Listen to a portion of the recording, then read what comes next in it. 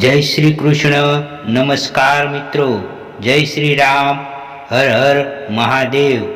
સ્વાગત છે તમારું એક નવા વિડીયોમાં. મિત્રો, આ વિડીયોમાં આપણે વાત કરવાની છે 365 દિવસમાંથી આ 5 દિવસ રોટલી ના બનાવવી જોઈએ, નહીં તો માં અન્નપૂર્ણા દેવી નારાજ થશે અને પરિવાર ભૂખે મરશે, જેનું તમારે ધ્યાન રાખવું જોઈએ. તો મિત્રો, આ વિડીયો ખૂબ જ જ્ઞાનવર્ધક અને મોટિવેશનલ છે. તેથી આ વિડીયો શરૂ કરતા પહેલાં મારી આપ સૌને વિનંતી છે કે દરેક ભારતીય હિન્દુએ આ વિડીયો અંત સુધી અવશ્ય જોવો તથા વિડીયોને દરેક વ્યક્તિ સુધી જરૂરથી શેર કરજો અને વિડીયોને લાઈક કરી ચેનલને પણ સબસ્ક્રાઈબ કરી દેજો અને કોમેન્ટ બોક્સમાં સાચી શ્રદ્ધાથી જય શ્રી રામ, હર હર મહાદેવ લખવાનું ભૂલતા નહીં, જેથી ભગવાન શ્રી રામ અને મહાદેવની કૃપા આપણા સૌ પર નિરંતર બની રહે. ચાલો મિત્રો, વિડીયોને શરૂ કરીએ. આજે અમે તમને એ 5 દિવસો વિશે જણાવીશું. એ 5 દિવસે રોટલી ન બનાવવી જોઈએ, જેનું તમારે ધ્યાન રાખવું જોઈએ.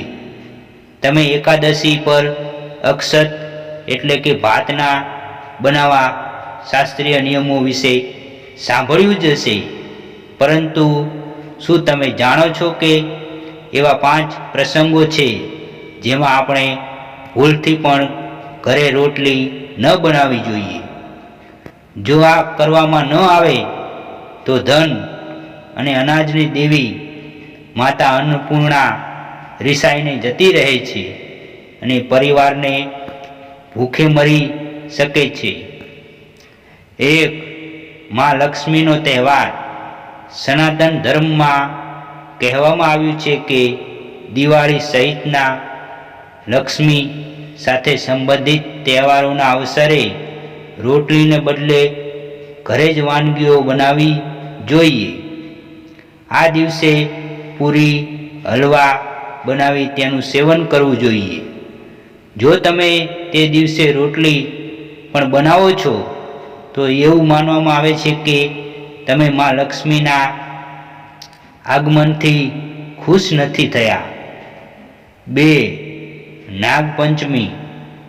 નાગપંચમીના દિવસે તમારા ઘરના રસોડામાં સ્ટવ પર તળેલું રાખવું અને રોટલી બનાવવી વર્જિત માનવામાં આવે છે.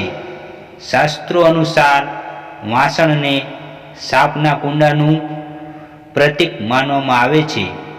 તેથી જ નાગપંચમીના દિવસે ચૂલા પર તળી રાખવાની મનાઈ છે.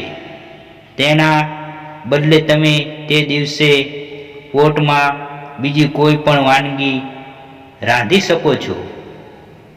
3. શરદ પૂનમ. શાસ્ત્રો અનુસાર શરદ પૂર્ણિમાના દિવસે ચંદ્ર પોતાની 16 કલાઓમાં નિપુણ હોય છે. તે દિવસે સાંજે ખીર બનાવીને ચાંદનીમાં રાખવામાં આવે છે. બીજા દિવસે તેનું સેવન કરવામાં આવે છે. આ દિવસે ઘરે રોટલી બનાવવાની મનાઈ છે અને આમ કરવું અશુભ માનવામાં આવે છે. 4. શીતળા સાતમ. શીતળા સાતમ પર માતા શીતળા દેવીની પૂજા કરવામાં આવે છે. તે દિવસે માતા શીતળાને વાસી ભોજન અર્પણ કરવામાં આવે છે. આ ભોગ પછી બચેલું વાસી ખોરાક પ્રસાદ તરીકે ખવાય છે. આ દિવસે ઘરે રોટલી સહિત કોઈ પણ તાજો ખોરાક બનાવવાની મનાઈ છે. 5. મૃત્યુ પર. પુરાણો અનુસાર જ્યારે કોઈ ઘરમાં મૃત્યુ થાય છે ત્યારે ત્યાં ભૂલથી પણ રોટલી અથવા અન્ય ખોરાક ન બનાવવો જોઈએ. એવું કહેવાય છે કે 13મી સંસ્કાર કર્યા પછી જ ઘરે રોટલી બનાવવી જોઈએ. તે પહેલાં રોટલી બનાવવાનું ખરાબ પરિણામ ભોગવવું પડે છે. મિત્રો, વિડીયોને લાઈક શેર કરજો અને કોમેન્ટ બોક્સમાં સાચી શ્રદ્ધાથી જય શ્રી કૃષ્ણ, હર હર મહાદેવ લખવાનું ભૂલતા નહીં, જેથી ભગવાન શ્રી કૃષ્ણ અને મહાદેવની કૃપા આપણા સૌ પર નિરંતર બની રહે.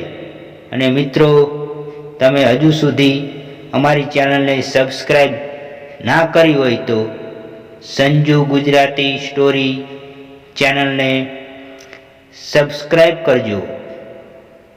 જય શ્રી કૃષ્ણ, હર હર મહાદેવ.